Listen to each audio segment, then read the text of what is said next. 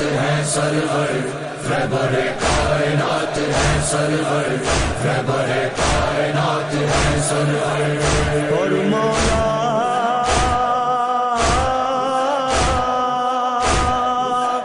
اور مولا دو جہاں ہے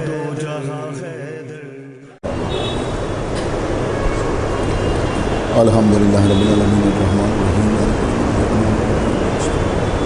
اهدنا الصراط المستقیم صراط الذین انعمت علیہم غیر المغضوب علیہم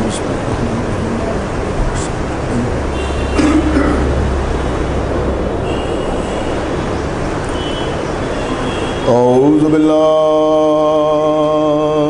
السمیع العلی العظیم من الشیطان اللعین الرجیم بسم اللہ الرحمن الرحیم الحمد للہ الذی ہدانا لہذا وما كنا لنهتدي لولا ان هدانا الله لقد جاءت رسل ربنا بالحق الصلاة والسلام على صاحب الدين والإسلام والحل والحرام والركن والمقام والصلاة والصيام والسجود والقيام والشريعة والأحكام والحجة والبرهان والمحبة والعرفان والحق والبيان والكتاب والقرآن سيدنا ونبينا وشفيعنا ومولانا ومولى الثقلين جد الحسن والحسين أبي القاسم محمد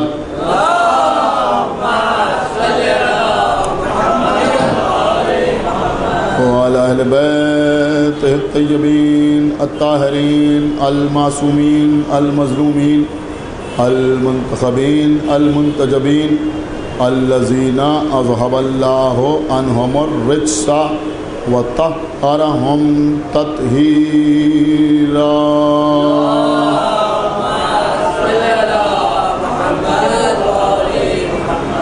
وَلَعْنَةُ اللَّهِ عَلَىٰ أَعْدَائِهِمْ وَقَتْلَتِهِمْ وَغَاصِبِي حُقُوقِهِمْ وَمُنكِرِي فَضَائِلِهِمْ وَمَصَائِبِهِمْ وَشَجَاعَتِهِمْ وَسَخَاوَتِهِمْ وَطَهَارَتِهِمْ وَوِلَايَتِهِمْ وَعَظَمَتِهِمْ وَعَطَشِهِمْ أَجْمَعِينَ مِنَ الْآنِ إِلَىٰ يَوْمِ الدِّينِ اللهم عذبهم عذابا يستغيث منه أهل النار آمین رب العالمین اما بعد فقد قال اللہ سبحانہ تبارک و تعالی فی کتابہ المجید وفرقانہ الحمید وقولہ الحق بسم اللہ الرحمن الرحیم انما یرید اللہ لیذھب عنکم الرجس اہل البیت ویطہرکم تطہیرا۔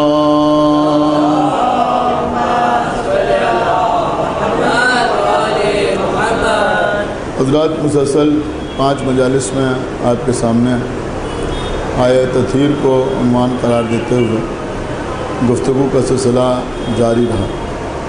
بہرحال آج سے 3 مجالس کا اور اضافہ ہو گیا، لہذا میں نے مناسب سمجھا کہ اسی سلسلے کو آگے بڑھایا جائے۔ ارشاد رب العزت ہو رہا ہے کہ بس اللہ نے یہ ارادہ کر لیا کہ وہ ہر رزق کو اہل بیت سے دور رکھے اور ان کو اتنا پاک اور پاکیزہ رکھے کہ جو پاک رکھنے کا حق۔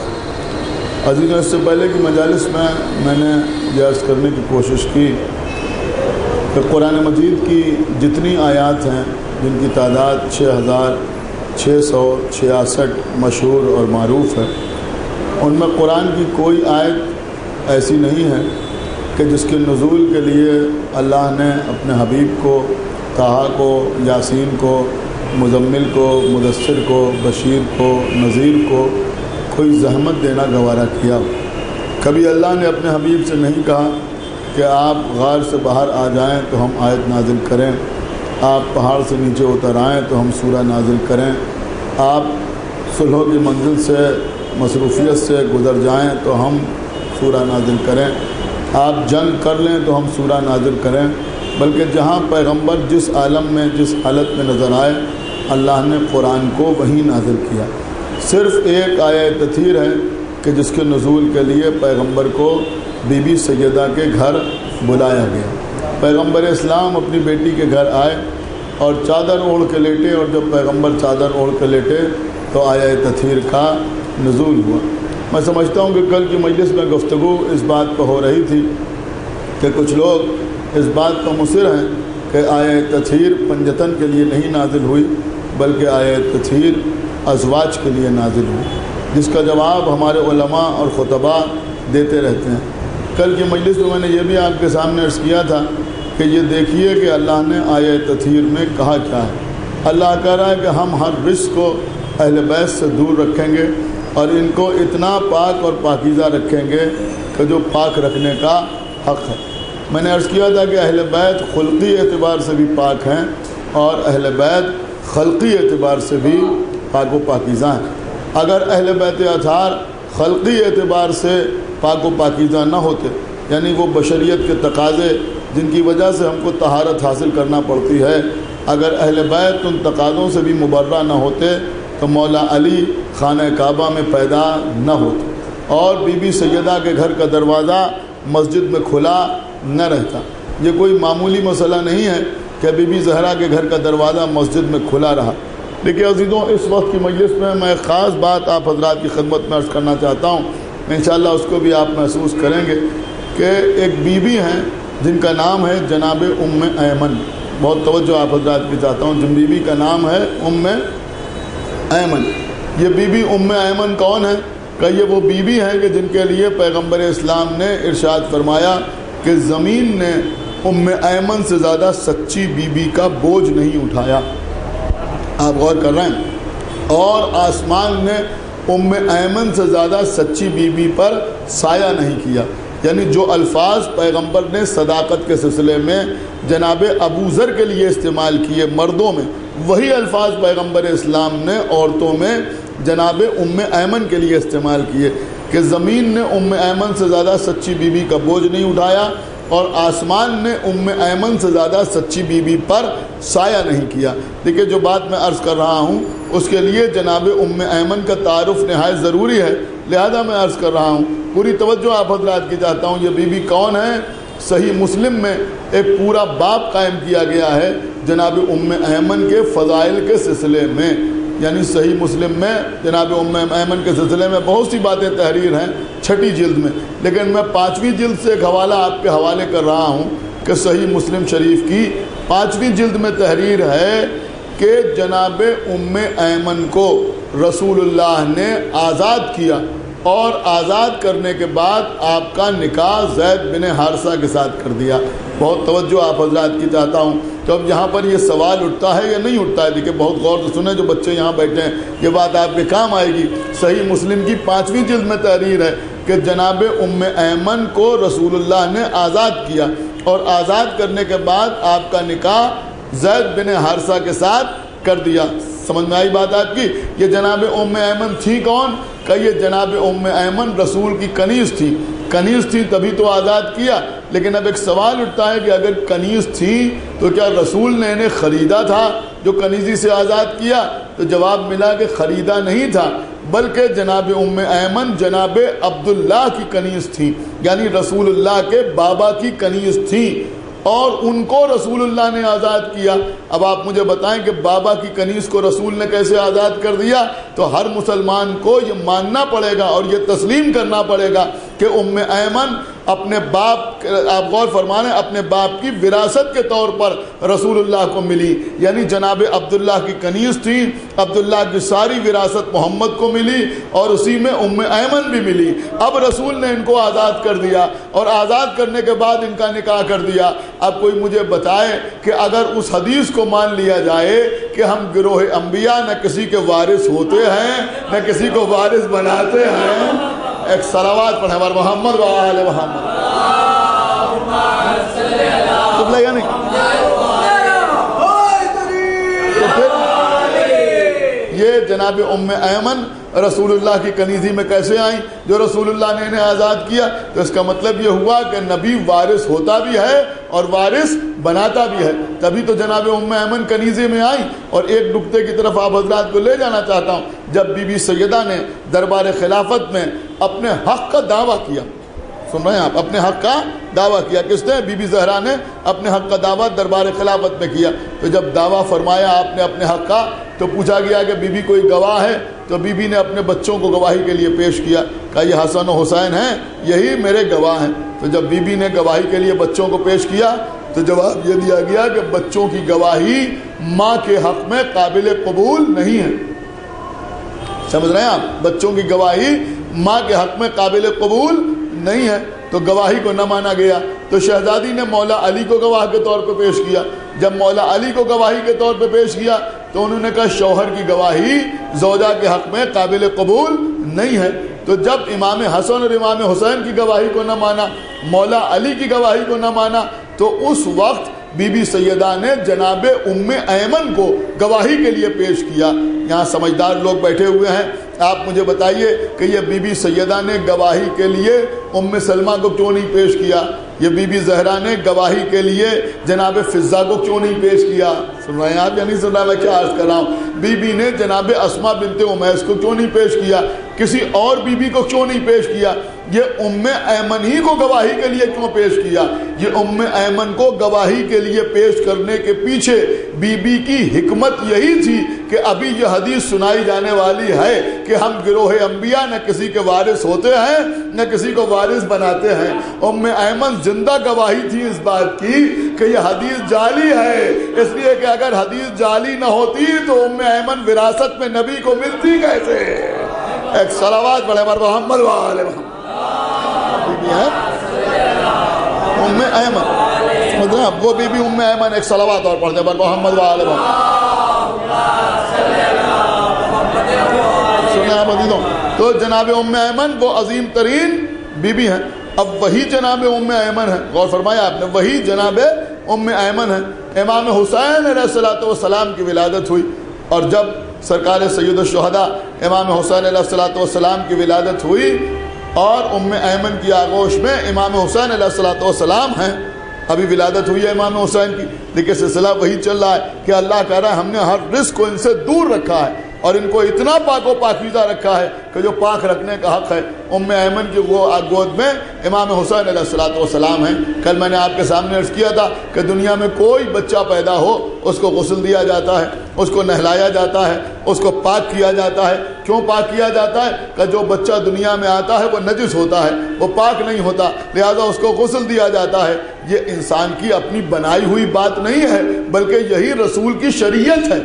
غلط تو نہیں عرض کر رہا ہوں، یہ رسول کی شریعت ہے کہ بچہ دنیا میں آئے تو اسے پاک کیا جائے، اسے غسل دیا جائے، ہر بچے کو نہلایا جاتا ہے۔ ام ایمن کی گود میں امام حسین ہیں، رسول نے فرمایا کہ میرے بیٹے کو مجھے دے دو، میرے لال کو مجھے دے دو۔ اب ام ایمن جانتی تھی کہ معاملہ کیا ہے، لیکن دنیا کو سمجھانے کے لیے اور بتانے کے لیے فرمایا جناب ام ایمن نے کہ اللہ کے رسول پہلے بچے کو غسل تو دے دوں، پہلے بچے کو پاک تو کر دوں، اس کے بعد آپ کی آغوش میں دوں۔ تو رسول اللہ نے کیا فرمایا کہ تم اسے کیا پاک کرو گی جسے اللہ نے پاک بنا کے بھیجا ہے؟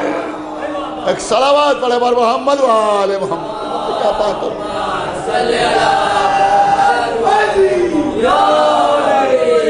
ایک صلوات اور پڑھ دے بر محمد و آل محمد۔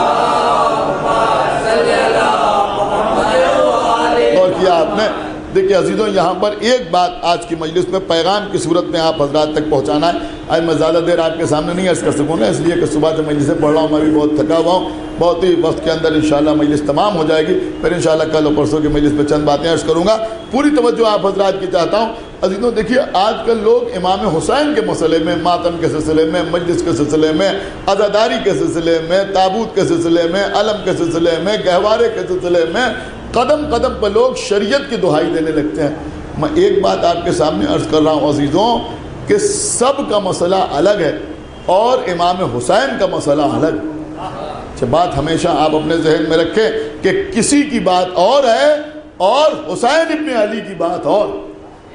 آپ کچھ غور کر رہے ہیں؟ امام حسین کے مسئلے میں آ کے شریعت کے مسائل بھی تبدیل ہوتے ہوئے نظر آتے ہیں.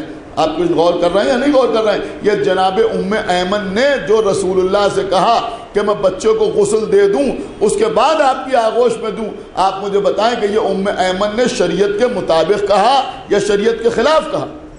یہ ام ایمن نے جو بات کہی یہ کیا کہی؟ یہ شریعت کے مطابق ہے یا شریعت کے خلاف ہے؟ تو ہر آدمی جواب دے گا کہ بھئی یہ شریعت کے عین مطابق ہے، اس لیے کہ حکم شریعت یہی ہے کہ اگر بچہ پیدا ہو تو اسے پہلے غسل دیا جائے. لیکن جناب ام ایمن کہہ رہی ہیں کہ پہلے میں غسل دے دوں اس کے بعد آپ کی آغوش پہ دے دوں. اور رسول کیا کہہ رہے ہیں کہ تم اسے کیا پاک کرو گی جسے اللہ نے پاک بنا کے بھیجا ہے. یعنی نبی بتا رہے ہیں کہ شریعت سب کے لیے اور ہے، حسین کے لیے اور ہے. ایک صلوات پڑھے ہمارے محمد وآلہ محمد، سب کے لیے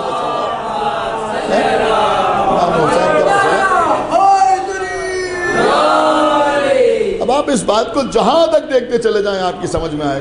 دیکھیے عزیزوں، یہ چند بیویاں ہیں جن کا تذکرہ عام طور پہ نہیں ہوتا. جناب ام سلمہ، جناب ام سلمہ، میں نے آپ کے سامنے عرض کیا تھا یہیں کسی مجلس میں کہ جناب ام سلمہ وہ ہیں کہ جو چادر کے قریب آئیں، یعنی اور کوئی بیوی تو چادر کے قریب بھی نہ آئی. یہ ام سلمہ ہے کہ جو چادر کے قریب آئیں. اور رسول اللہ نے کیا فرمایا؟ نبی نے فرمایا کہ انت علی الخیر، کہ تم خیر پہ ہو. اس کا مطلب یہ ہوا کہ ام سلمہ کو رسول اللہ سے خیر کی سند ملی. یہ شان ہے جناب ام سلمہ کی. اور آپ کو معلوم ہے جناب ام سلمہ کا مرتبہ کیا ہے؟ میں سمجھتا ہوں کہ اس سے بڑا جناب ام سلمہ کا کوئی رتبہ بیان نہیں کیا جا سکتا جو میں ابھی آپ کے سامنے بیان کرنے والا ہوں. اور وہ رتبہ یہ ہے کہ جب بی بی سیدہ سلام اللہ علیہا کا عقد مولا کائنات کے ساتھ ہوا، سمجھ رہے ہیں؟ تو اکثر ایسا ہوتا ہے کہ اگر کسی بچی کی ماں مر گئی ہے اور اس کے عقد کا موقع آتا ہے اور باپ زندہ ہے تو عقد کے موقع پر باپ کو اس بچی کی ماں یاد آ جاتی ہے. ہوتا ہے یا نہیں ہوتا؟ ہمارے سماج میں بھی آپ حضرات نے دیکھا ہوگا. تو ایسے ہی جب بی بی کے عقد کا مسئلہ آیا تو رسول اللہ کو جناب خدیجہ یاد آئی اور رسول اللہ کی آنکھوں میں آنسو آ گئے. جناب خدیجہ کو یاد کر کے رسول کی آنکھ میں آنسو آ گئے. پیغمبر اسلام رونے لگے، آنکھوں میں آنسو آئے. اور اس کے بعد فرمایا کہ کاش آج خدیجہ زندہ ہوتی تو کتنا خوش ہوتی کہ ان کی بیٹی کی شادی ہو رہی. اب اس وقت ساری ازواج موجود تھیں. کیا سننا ہے آپ؟ 9 یا 10 ازواج موجود تھیں اور سب کے گھر مسجد کے چاروں طرف بنے ہوئے تھے. یہ اس زوجہ کا گھر، یہ اس زوجہ کا گھر، یہ اس زوجہ کا گھر، یہ اس زوجہ کا گھر. لیکن رسول اللہ نے کیا فرمایا؟ کہ رسول اللہ نے فرمایا کہ میری بیٹی فاطمہ کو ام سلمہ کے گھر میں دلہن بنایا جائے. کچھ غور کیا آپ نے یا نہیں غور کیا؟ کہاں دلہن بنایا جائے؟ کہ ام سلمہ کے گھر میں دلہن بنایا جائے. یعنی جناب ام سلمہ کا مرتبہ یہ تھا کہ بی بی سیدہ جو رخصت ہو کے مولا علی کے گھر آئیں تو ام سلمہ کے گھر سے آئیں. اور کیا آپ نے؟ ام سلمہ کے گھر سے آئیں. اب ایک بات ہماری بھی سمجھ میں آئی کہ اب امام حسن اور امام حسین علیہ السلام کے لیے جو ننھیال کا تصور تھا وہ رسول کی کسی اور زوجہ کا گھر نہیں تھا، ام سلمہ کا گھر تھا. ایک صلوات اور پڑھے بر محمد وآلہ محمد. جناب ام سلمہ کا. آپ حضرات اگر تھوڑا تھوڑا آگے تشریف لے آئیں، تھوڑا آگے آئیں.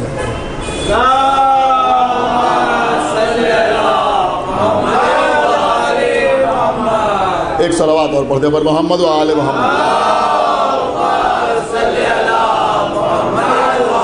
تو میں عرض کر رہا تھا کہ امام حسن اور امام حسین علیہ السلام کے لیے اب جو ننھیال کا تصور ہوتا ہے بچوں کے ذہن میں تو وہ جناب ام سلمہ ہی کا گھر تھا. اس لیے کہ بی بی زہرا جو رخصت ہو کے مولا علی کے گھر میں آئی تھی وہ جناب ام سلمہ کے گھر سے آئی تھی. تو یہ شان جناب ام سلمہ کی ہے.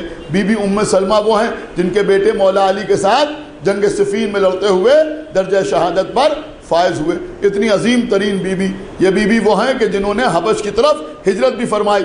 رسول اللہ سے ان کا عقد ہوا. بہرحال جناب ام سلمہ بڑی عظیم المرتبہ زوجہ اور رسول کی ازواج میں سب سے آخر تک باحیات رہیں جناب ام سلمہ. یعنی امام حسین علیہ السلام کی شہادت کے بعد سن 64 ہجری میں جناب ام سلمہ کی وفات ہوئی. تو یہ ساری شان جناب ام سلمہ کی آپ نے محسوس فرمائی.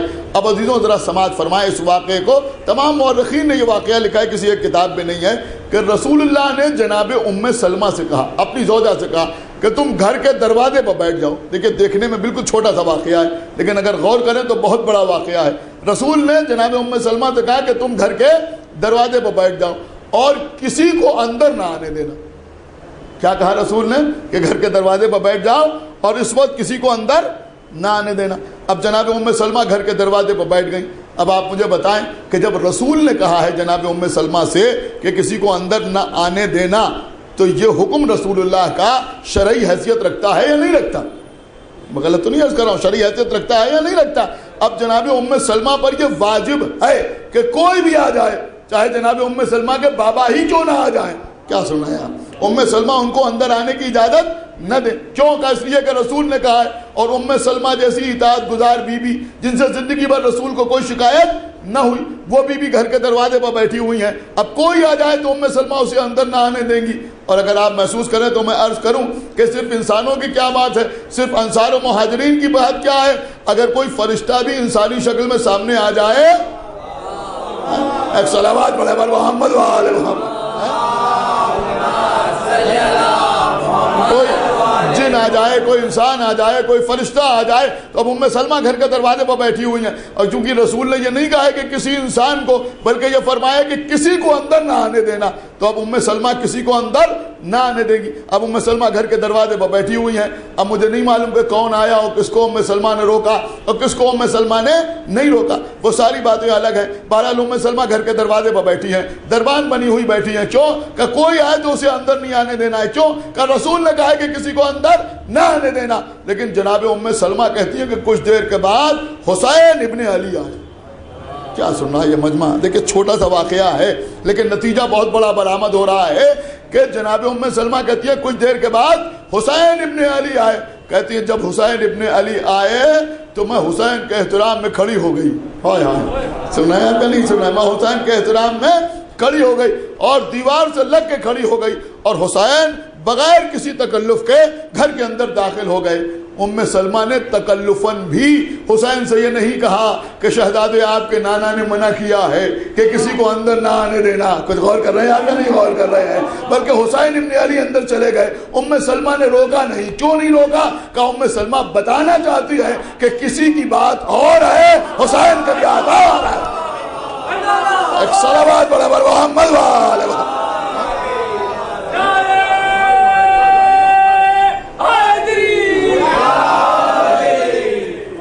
ایک صلوات اور پڑھ دیں بر محمد و آل محمد۔ کسی کو بات اور حسین ابن علی کی بات اور ہے۔ تو جناب ام سلمہ کنارے ہو گئی، امام حسین علیہ السلام اندر چلے گئے۔ اب ام سلمہ کہتی ہے کہ میں نے سوچا کہ چل کے دیکھیں کہ نانا و نواسے کے بیچ میں کیا گفتگو ہو رہی ہے۔ تو کہتی ہے جب میں اندر گئی تو میں نے جا کے دیکھا کہ حسین اپنے نانا کے سینے پر لیٹے ہوئے ہیں اور رسول اللہ لب و رخسار کو چوم رہے ہیں۔ تو یہاں بھی ایک میسج دیا گیا، ایک پیغام دیا گیا کہ دیکھو حسین کو عام انسانوں جیسا نہ سمجھ لینا، سمجھ رہے ہیں؟ حسین کے مسئلے کو دنیا سے الگ رکھنا۔ اور آگے بڑھ کے آپ دیکھیں عزیزوں، حسین کا مسئلہ ساری دنیا سے الگ ہے یا نہیں ہے؟ رسول اللہ نماز پڑھ رہے ہیں، پیغمبر اسلام نماز پڑھ رہے ہیں۔ اب جب پیغمبر نماز پڑھ رہے ہیں، غور فرمائیے کہ پیغمبر نماز پڑھ رہے ہیں، تو اب عالم کیا ہے کہ نماز کے اوپر کسی اور کو ترجیح نہیں دی جا سکتی، کسی کو نماز پہ ترجیح نہیں دی جا سکتی۔ لیکن امام حسین علیہ السلام آئے اور پشت رسول پہ سوار ہو گئے۔ ہزاروں مرتبہ کا سنا ہوا آپ کا واقعہ ہے، لیکن ہو سکتا ہے کبھی یہ رخ نہ سنا جو میں آپ کے سامنے عرض کرنا چاہتا ہوں۔ حسین ابن علی پشت رسول پہ آ کے سوار ہو گئے۔ اب حسین پشت رسول پہ آ گئے، اگر کوئی اور پشت رسول پہ آ جاتا، سن رہے ہیں آپ یا نہیں سن رہے؟ کوئی اور پشت رسول پہ آ جاتا تو اس کو ہٹانا واجب ہوتا، اس لیے کہ نبی سجدے کے عالم میں ہے۔ لیکن جب حسین پشت رسول پہ آئے تو جبریل امی آئے، آگے رسول سے کیا کہا کہ اس وقت تک سجدے سے سر نہ اٹھائیے گا جب تک کہ حسین اپنی مرضی سے آپ کی پشت سے نہ اتر جائے۔ سمجھ رہے ہیں آپ؟ اس وقت تک سجدے سے سر نہ اٹھائیے گا جب تک کہ حسین اپنی مرضی سے آپ کی پشت سے نہ اتر جائیں۔ اب عالم کیا ہے؟ دیکھیں آج کل تو ذرا ذرا سی چیزوں میں لوگ عجیب عجیب قسم کی باتیں کرنے لگتے ہیں، میں کہا یہ سمجھ میں نہیں آتا، وہ سمجھ میں نہیں آتا۔ اب رسول اللہ نماز پڑھ رہے ہیں اور نماز پڑھ رہے ہیں، حکم کیا ہے کہ اس وقت تک سجدے سے سر نہ اٹھائیے گا جب تک کہ حسین اپنی مرضی سے آپ کی پشت سے نہ اتر جائیں۔ یہ بھی نہیں کہا اللہ نے کہ 70 مرتبہ یا 72 مرتبہ ذکر سجدہ کر لیجئے۔ سن رہے ہیں آپ یا نہیں سن؟ دیکھیں شاید غور کیا آپ نے، اللہ جانے یا نہیں کیا، کہ کہ اگر اللہ یہ کہتا کہ 70 یا 72 مرتبہ ذکر سجدہ کر لیجئے تو رسول 70 یا 72 مرتبہ کہتے سبحان ربی الاعلی و بحمد. حسین اپنی مرضی سے اتر جاتے. آپ کہیں گے اس سے فائدہ کیا ہوتا؟ ہم کہیں گے بڑا فائدہ ہوتا. یہ فائدہ ہوتا کہ رسول کو احساس ہی نہ ہوتا کہ پشت پہ کون آیا اور کون چلا گیا. حکم خدا تھا 72 مرتبہ ذکر سجدہ کر لیا. آپ کہیں گے پتہ کیسے نہ چلتا؟ ارے پتہ اس لیے نہ چلتا کہ جب علی کے پیر سے تیر کھینچ لیا جائے. ایک صلوات بر محمد و آل محمد. تیر کھینچ لیا جائے حالت نماز میں. مولا علی کے پیر سے تیر کھینچ لیا گیا اور مولا علی کو احساس نہ ہوا. تو جب وہاں تیر کھینچ لیا گیا اور احساس نہ ہوا تو اگر ایک پھول سا بچہ رسول کی پشت پہ آ کے بیٹھ جائے تو کیا رسول اللہ کو احساس ہوگا؟ آپ مجھے بتائیے کہ کیا احساس ہوگا؟ کہ نہیں، احساس نہیں ہے رسول کو. اب اگر اللہ چاہتا کہ احساس نہ ہو، سر صرف میرے آگے جھکا رہے، ذہن میں کسی اور کا خیال نہ آئے اور حسین کی محبت کا اظہار بھی ہو جائے تو آسان سا طریقہ تھا کہ حکم آتا کہ 70-72 مرتبہ ذکر سجدہ کر لیجئے. رسول کر لیتے، حسین اپنی مرضی سے اتر جاتے. لیکن یہ نہیں کہا اللہ نے کہا اس وقت تک سجدے سے سر نہ اٹھائیے گا جب تک کہ حسین اپنی مرضی سے پشت سے نہ اتر جائیں. اس کا مطلب یہ ہوا کہ اللہ چاہتا ہے کہ ہمارے رسول اس وقت ایسا سجدہ کرو جس میں سر میرے آگے جھکا ہو، ذہن حسین کی طرف لگا. ایک صلوات پر محمد و آل محمد. ایسا سجدہ کرو. ایک صلوات اور پڑھتے پر محمد و آل محمد.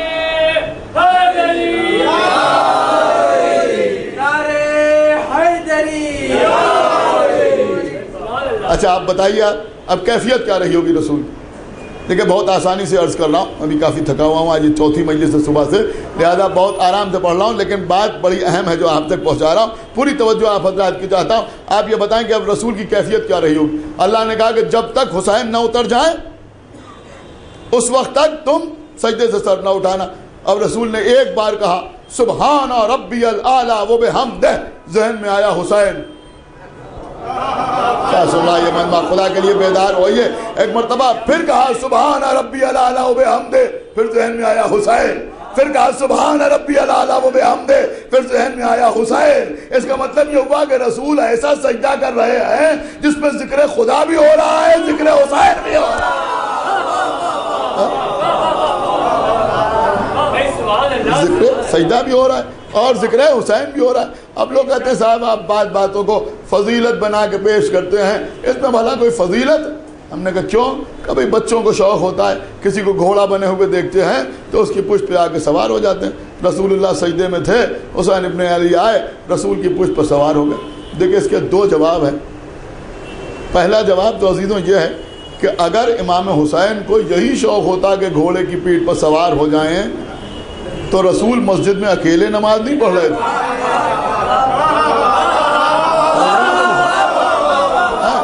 جماعت کی نماز ہو رہی تھی. امام حسین اپنے گھر سے نکلے تو سب سجدے میں تھے نا، اکیلے رسول سجدے میں نہیں تھے، سبھی سجدے میں تھے. ماشاءاللہ آپ جیسے سن رہے ہیں، اللہ آپ کو سلامت رکھے. میں سمجھتا ہوں یہ جملہ آپ کے درمیان رائے گا نہ جائے گا کہ حسین اپنے گھر سے نکلے تو سامنے کتنے گھوڑے بنے ہوئے تھے. اور جملہ عرض کر رہا ہوں کہ کیسے کیسے تیز رفتار گھوڑے. ارے صلوات پڑھے بر محمد و آل محمد. کسی کے مجھ میں سوار ہو جاتے.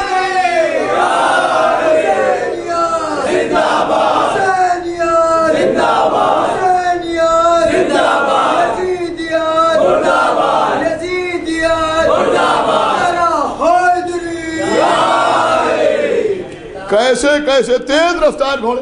رسول کسی کی پشت پر بھی سوار ہو جاتے، امام حسین کسی کی پشت پر بھی سوار ہو جاتے، لیکن نہیں، سب کو چھوڑتے ہوئے کہاں آئے؟ کہ رسول اللہ کی پشت پہ آ کے سوار ہوئے. تو پہلی بات تو یہ ہے کہ اگر صرف بچپنے کا معاملہ ہوتا تو کسی کو پشت پر سوار ہو جاتے، لیکن رسول تک آنا یہ بتاتا ہے کہ دیکھو یہ بچپنا نہیں ہے، دیکھو یہ بچپنا نہیں ہے. دیکھیے عزیزوں، لوگوں نے معصومین کو اپنا جیسا سمجھ رکھا ہے. میں ایک جملہ کہتا ہوں، اگر آپ نے سمجھ لیا تو انشاءاللہ آپ خاموش نہیں رہیں گے کہ معصوم کی زندگی میں اور ہماری زندگی میں بڑا فرق ہوتا ہے. آپ سمجھ رہے ہیں؟ ہماری زندگی میں اور معصوم کی زندگی میں بڑا فرق ہوتا ہے. وہاں بچپن ہوتا ہے مگر بچپنا نہیں ہوتا.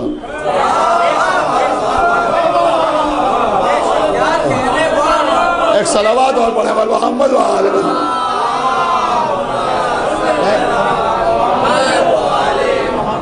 رہے ہیں آپ؟ میں کیا عرض کر رہا ہوں، وہاں بچپن ہوتا ہے لیکن بچپنا نہیں ہوتا، وہاں جوانی ہوتی ہے لیکن خالص جذباتیت نہیں ہوتی۔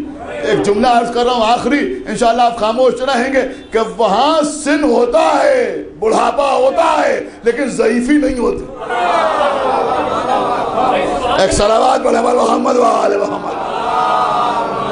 وہاں بڑھاپا ہوتا ہے، بزرگی ہوتی ہے لیکن وہاں ضعیفی نہیں ہوتی، وہاں ہاتھ پیروں میں ضعف نہیں آتا عمر کی وجہ سے۔ تو امام حسین جو پشت رسول پہ آ کے بیٹھے، یہ بچپنا نہیں تھا، آگے رسول کی پشت پہ بیٹھے۔ اچھا ایک دلیل اور ہے اس کی کہ امام حسین جو پشت رسول پہ آ کے بیٹھے، یہ انتظام قدرت تھا، یہ لوگوں کو ایک میسج دینا تھا، ایک پیغام دینا تھا۔ اس کی دلیل آپ کو معلوم ہے کہ سب سے بڑی دلیل اس کی یہ ہے کہ بچے اگر کسی کی پشت پہ آ کے بیٹھے اور وہ سجدے کے عالم میں ہو تو بچے کی فطرت یہ ہے کہ وہ ادھر ہی رخ کر کے بیٹھے گا جدھر سجدہ کرنے والا سجدہ کر رہا ہے۔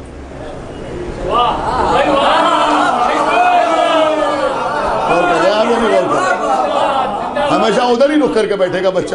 لیکن امام حسین کیسے بیٹھے آپ کو معلوم ہے؟ کیسے بیٹھے امام حسین؟ امام حسین جب رسول کی پشت پہ آ کے بیٹھے تو قبلے کی طرف پشت کر کے بیٹھے، لوگوں کی طرف رخ کر کے بیٹھے۔ ایک صلوات پڑھے بر محمد و آل محمد۔ سمجھئے جو میں عرض کر رہا ہوں، اس کا مطلب یہ ہوا کہ بتانا تھا کہ یہ دیکھو یہ بچپنا نہیں ہے، یہاں کچھ بتانا مقصود ہے۔ یہ امام حسین ایسے کیوں بیٹھے؟ ایک جگہ میں نے یہ پڑھ دیا، ایک صاحب نے اعتراض کر دیا، میں نے کہا صاحب یہ کیا آپ نے پڑھ دیا؟ امام حسین علیہ السلام نے کعبے سے انحراف کر لیا۔ میں نے کہا ارے کچھ عقل وقل ہے یا نہیں ہے؟ کبھی جمعے کی نماز نہیں پڑھی؟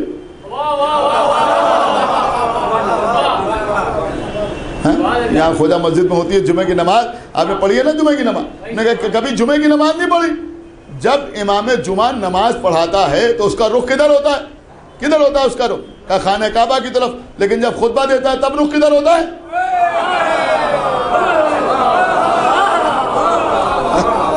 جب خطبہ دیتا ہے تو رخ کدھر ہوتا ہے؟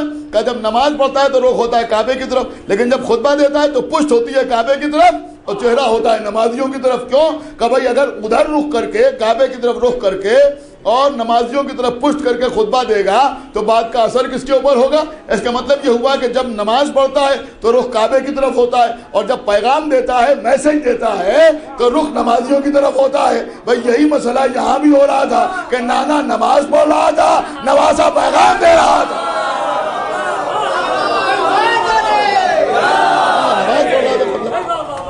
ایک صلوات اور پڑھتے ہیں محمد و آل محمد۔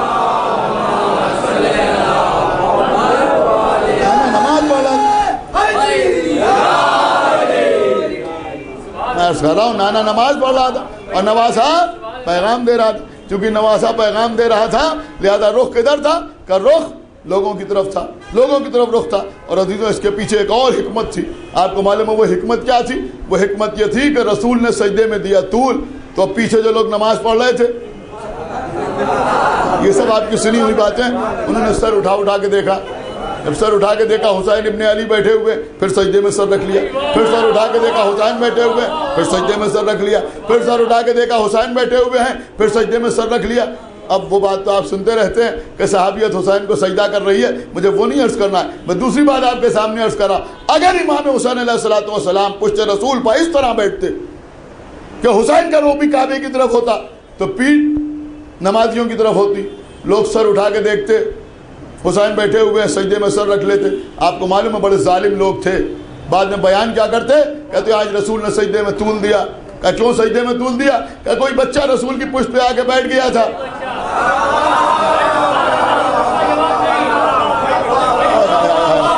سن رہے ہیں آپ؟ کوئی بچہ رسول کی پشت پہ آ کے بیٹھ گیا تھا۔ اب اگر کوئی پوچھتا کون بچہ تھا، کہتے ہمیں کیا معلوم، بچے کی پشت ہماری طرف تھی، ہم نے دیکھا ہی نہیں کون بچہ بیٹھ گیا تھا، ہمیں کیا معلوم کون بچہ بیٹھ گیا تھا، کوئی بچہ آ کے بیٹھ گیا تھا۔ اسی لیے حسین کعبے کی طرف پشت کر کے بیٹھے، لوگوں کی طرف رخ کر کے بیٹھے، تاکہ بیان کرو تو یہ نہ بیان کرو کہ کوئی بچہ آ کے بیٹھ گیا تھا، یہ کہو کہ علی کا بیٹا حسین آ کے بیٹھ۔ ایک صلوات بڑے بر محمد و آل محمد۔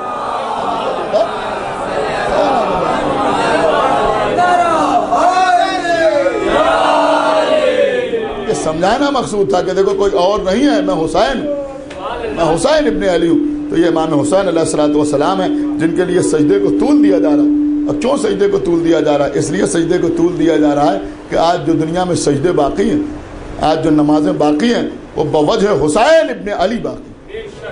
عزیزوں، لوگ پوچھتے ہیں کہ کربلا کے میدان میں کامیاب کون ہوا اور ناکامیاب کون ہوا، کون جیتا اور کون ہارا؟ ارے یہ دیکھو کہ اپنا مقصد کسے حاصل ہوا۔ یزید کا لشکر کربلا میں اس مقصد سے آیا تھا کہ حسین سے بیعت لے لی جائے، اگر امام حسین سے بیعت مل جائے تو یزید کامیاب ہے۔ حسین کربلا کے میدان میں اس لیے آئے تھے کہ نانا کا دین محفوظ رہے۔ اب اگر مسجد سے اللہ اکبر کی آواز آ رہی ہے تو یہ مسجد سے مؤذن یہ نہیں آواز دے رہا ہے اللہ اکبر، بلکہ مؤذن کہہ رہا ہے کربلا میں حسین جیت گئے، کربلا میں حسین کامیاب ہو گئے۔ ایک صلوات پڑھے بر محمد وآلہ محمد، یہ بھی حسین کی کامیابی کی دلیل۔ ہاں عزیزوں، دین کو بچانے کے لیے امام حسین نے کربلا کے میدان میں اپنا بھرا ہوا گھر قربان کر دیا۔ عزیزوں، یہ ایام عزا کے آخری دن ہیں، آپ رونے کے لیے جمع ہوئے ہیں۔ ہاں عزیزوں، کون سی ایسی مصیبت تھی کہ جو کربلا میں امام حسین اور ان کے گھر والوں کے اوپر نہ ڈھائی؟ بعد قتل حسین خیمے جلائے گئے، بیویوں کے سروں سے چادریں چھینی گئیں، اور 11ویں محرم کو یہ لٹا ہوا قافلہ کربلا سے روانہ ہوا۔ ہاں عزیزوں، ذرا آپ غور تو کیجئے کہ مجلس میں عرض کر رہا تھا کہ یہ بی بی زینب کی شہادت تھی کہ بی بی کے سر سے چادر چھین لی گئی۔ یہ کوئی معمولی مسئلہ نہیں تھا کہ سر زینب پر ردا نہیں تھی۔ ہاں عزیزوں، ایک دو بازار اور ایک دو دربار ایسے ہیں جن کا تذکرہ آپ سنتے ہیں، لیکن آپ کو معلوم ہے کہ راستے میں نہ معلوم کتنے بازار ملے، نہ معلوم کتنے درباروں میں اہل حرم کو پیش کیا گیا۔ عزیزوں، کربلا سے شام تک کا سفر 1-2 دن کا سفر نہیں تھا، بڑا طویل سفر تھا، بڑا طولانی سفر تھا۔ عزیزوں، بعض راستے میں بستیاں ایسی پڑیں کہ جہاں کے لوگ محب اہل بیت تھے تو وہ سامنے آ گئے، انہوں نے کہا کہ ہم اس قافلے کو اپنے شہر سے ہو کے نہ گزرنے دیں گے۔ تو یہ قافلہ غیر معروف راستوں سے ہوتا ہوا گزرا۔ آپ ذرا غور کیجئے عزیزوں، تب بھی بہرحال اہل حرم کو اذیت ہی میں اضافہ ہوا، اور کہیں کہیں ایسا ہوا کہ جہاں دشمنان اہل بیت تھے وہاں بازاروں کو سجایا گیا، شہر کو آراستہ کیا گیا، ناچنے گانے والوں کو بلایا گیا اور ایک جشن کا ماحول پیدا کیا گیا، اور اس کے بیچ سے آل رسول کو گزارا گیا، اور ایک منادی ندا دیتا ہوا جا رہا تھا، اے تماشا دیکھنے والوں آؤ، یہ رسول کے گھر کی بہویں اور بیٹیاں، اجرکم اللہ۔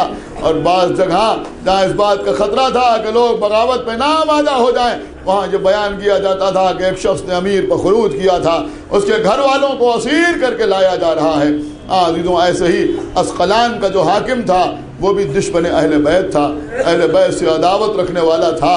جب عزیزوں اس شہر میں یہ قافلہ لایا گیا تو اس نے حکم دیا کہ بازاروں کو آراستہ کیا جائے، شہر کی آئینہ بندی کی جائے، رقص کرنے والی عورتوں کو بلایا جائے، گانے والوں کو بلایا جائے۔ عزیزوں، ایک میلے جیسا سما پیدا کیا گیا، اور اس کے بعد اس کے درمیان سے اہل حرم کو گزارا جانے لگا۔ عزیزوں، جب یہ قافلہ اسقلان کے بازار سے گزر رہا تھا اور 2 یا 3 منٹ کے اندر مجلس تمام ہو رہی ہے تو ہمارے اور آپ کے چوتھے امام زین العابدین علیہ الصلوۃ والسلام، جن کے ہاتھوں میں دوہری ہتھکڑیاں، پیروں میں دوہری بیڑیاں پڑی ہوئی تھیں، اس بازار سے گزر رہے تھے کہ ایک شخص امام کے پاس آیا، اور آنے کے بعد اس نے امام کی شان میں گستاخی کرنا شروع اور کہنے لگا کہ اللہ کا شکر ہے کہ اس نے امیر کو کامیاب کیا، اور پھر امام کی طرف ان الفاظ کی نسبت دی کہ جو مناسب نہیں تھے، ہم ممبر سے دہرانا بھی نہیں چاہتے۔ ایک مرتبہ امام اس کی طرف متوجہ ہوئے، اور متوجہ ہونے کے بعد فرمایا، بھائی تو مسلمان معلوم دیتا ہے؟ اس نے کہا، ہاں میں مسلمان ہوں۔ کہا، تو قرآن پڑھے ہوئے ہے؟ اس نے کہا، ہاں میں نے قرآن پڑھا ہے۔ کہا، یہ بتا کہ تو نے قرآن میں آیہ تطہیر پڑھی ہے؟ اس نے کہا، ہاں میں نے قرآن میں آیہ تطہیر پڑھی ہے۔ کہا، تو نے آیہ مودت پڑھی ہے؟ کہا، ہاں میں نے آیہ مودت پڑھی ہے۔ کہا، تو نے سورہ کوثر پڑھا ہے؟ اس نے کہا، ہاں میں نے سورہ کوثر پڑھا ہے۔ کہا، تو نے آیہ ولایت پڑھی ہے؟ اس نے کہا، ہاں میں نے آیہ ولایت پڑھی ہے۔ کہا، تو نے سورہ دہر پڑھا ہے؟ اس نے کہا، ہاں میں نے سورہ دہر پڑھا ہے۔ ایک مرتبہ وہ گھبرا کے کہتا ہے کہ خدا کے لیے یہ بتائیے کہ آپ انہی آیتوں کے بارے میں کیوں پوچھ رہے ہیں جو اہل بیت رسالت کے لیے نازل ہوئی؟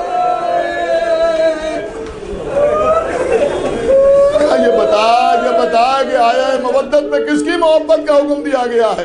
ارے یہ بھی کوئی پوچھنے کی بات ہے؟ رسول کے اہل بیت کی مودت کا حکم دیا گیا ہے کہ یہ بتا کہ آیا تطہیر میں کس کی طہارت کا اعلان کیا گیا ہے؟ اس نے کہا اہل بیت کی طہارت کا اعلان کیا گیا ہے۔ کہ یہ بتا کہ سورہ کوثر میں کس کا قصیدہ پڑھا گیا ہے؟ کہ سورہ کوثر میں رسول کی بیٹی فاطمہ کا قصیدہ پڑھا گیا ہے۔ کہ سورہ دہر کس کی شان میں نازل ہوا ہے؟ کہ اہل بیت کی سخاوت کی شان میں نازل ہوا ہے۔ ایک مرتبہ وہ کہتا ہے یہ بتائیے کہ آپ یہ سب کیوں پوچھ رہے ہیں؟ امام نے فرمایا کہ ہم نہ پوچھیں گے تو کون پوچھے گا؟ اس لیے کہ آیہ مودت میں ہماری ہی محبت کا حکم دیا گیا ہے، آیہ تطہیر میں ہماری طہارت کا ذکر ہوا ہے، سورہ کوثر ہماری جدہ کے لیے نازل ہوا ہے، آیہ ولایت میں ہمارے جد کی ولایت بیان ہوئی ہے۔ وہ گھبرا کے پوچھتا ہے آپ ہیں کون؟ کہا بھائی حسین کا بیٹا زین العابدین۔ اس نے کہا آپ علی بن الحسین ہیں، آپ سید الساجدین ہیں، آپ زین العابدین ہیں؟ کہا ہاں بھائی ہم ہی سید الساجدین ہیں، ہم ہی زین العابدین ہیں۔ اس نے کہا پھر یہ ہاتھوں میں ہتھکڑیاں کیسے ہیں؟ یہ پیروں میں بیڑیاں کیسے ہیں؟ یہ گلے میں توقع خاردار کیسے پڑا ہوا ہے؟ امام نے فرمایا بھائی میرے بابا حسین کو کربلا کے میدان میں 3 دن کا بھوکا پیاسا شہید کر دیا۔ بس عزیزوں وہ امام کو پہچانتا نہ تھا، لیکن جب پہچان لیا تو قدموں پر گر پڑا، قدموں پر گر کے کہتا ہے کہ آپ ہمارے امام ہیں، آپ کی اطاعت ہمارے اوپر فرض ہے، آپ ہمیں حکم دیں کہ اس وقت ہم کیا کریں۔ اگر آپ حکم دیں تو ہم اس لشکر پہ حملہ کریں، اگر آپ ہمیں حکم دیں تو ہم فوج جمع کر کے ان سے مقابلہ کریں، آپ کیا چاہتے ہیں ہم کیا کریں؟ امام نے فرمایا بھائی اگر تو کچھ کرنا چاہتا ہے تو چند چادریں اڑا دے، اس لیے کہ ہمارے ساتھ وہ بیویاں ہیں کہ جن کے سروں پر چادریں نہیں ہیں۔ وہ دوڑ کے گیا، چند چادریں لے کے آیا، اس نے چادریں بیویوں میں تقسیم کرنا شروع کی، شبر ملون نیزہ لے کے آیا، دوبارہ وہ چادریں چھینی جانے لگی۔ عزیزوں جب چادریں چھن گئیں تو یہ پھر امام زین العابدین کے پاس آیا کہ مولا چادریں تو یہ اشقیاء ٹھہرنے نہیں دیتے، آپ حکم دیں کہ ہم ان سے مقابلہ کریں۔ کہ بھائی ابھی مقابلے کی ضرورت نہیں ہے، وہ کام کسی اور کا ہے، تو ایک کام کر کا کیا کروں؟ کا سامنے ہمارے بابا کا سر ہے جو نوک نیزہ پہ تلاوت کر رہا ہے، جس شخص کے ہاتھ میں وہ نیزہ ہے اسے کسی طرح سے اس بات پر راضی کر لے کہ وہ ذرا ہم سے فاصلے کے ساتھ چلے، ہمارے ساتھ ساتھ نہ چلے۔ اس نے کہا مولا میں ایسا کرتا ہوں لیکن آپ بتائیں کہ آپ ایسا کیوں چاہتے ہیں؟ کہ اس لیے کہ ہمارے بابا کا سر نوک نیزہ پہ تلاوت کر رہا ہے، جہاں ہمارے بابا کا سر ہوتا ہے وہاں تماشبینوں کا مجمع لگ جاتا ہے۔ اگر بابا کا سر ہم سے فاصلے پہ چلے گا تو تماشبین ہمارے بابا کے سر کے قریب جمع ہوں گے، کسی کی نگاہ میری بوبی زینب کے کھلے ہوئے سر پر نہ جائے گی۔ واہ محمد اور